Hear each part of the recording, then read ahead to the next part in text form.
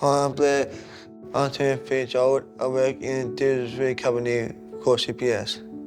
My name's Karen. I'm Blair's mum and I have been a teacher for 32 years.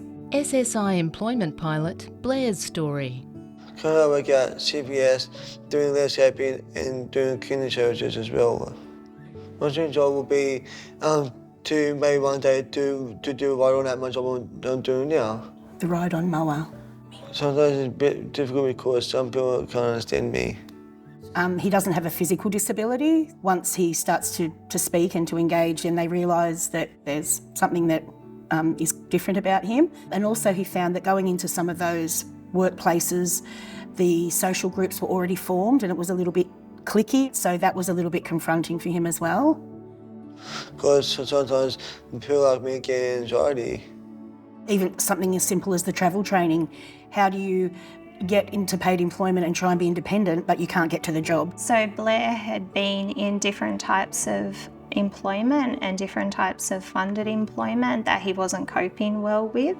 He wasn't happy. There was a change in his plan that we needed to make, so we did a full review, and his NDIS funding allowed him to have supports in employment, which was exactly what he needed to achieve his goals.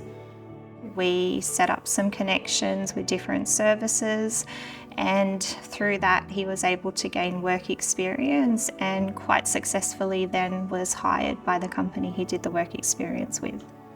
I think we didn't expect that he would actually gain paid employment. Because I want to try something different to get outdoors. Because normally indoors all the time now because I'm like being outdoors. The pilot project was really good for Blair because it focused on what his skill set was and what he was able to do. Sometimes the positions that Blair was offered and the opportunities didn't go as planned, but that didn't deter them. They were incredibly flexible and just continued to work on trying to find a place that met his needs and that would make him happy. Hearing Blair, every time I checked in, he was catching the bus from his grandmother's or getting dropped off there. He was able to navigate transport by himself.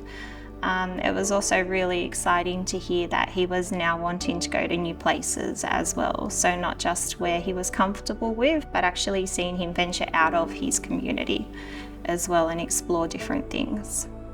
Before the project, I think I would do all those things. I have socialising with people at work. Most of them, like, we joke around and we have lunch together. Because I've learnt that he speaks very differently at work because he forgot to hang up one day. I felt proud that he could just be one of the boys. To me, that shows that he's comfortable. We need people and projects like this. The opportunities that going out into the workforce has given him has really changed his life. It's probably how a job is. You can go to get money and to get away from the house and be out in the real world.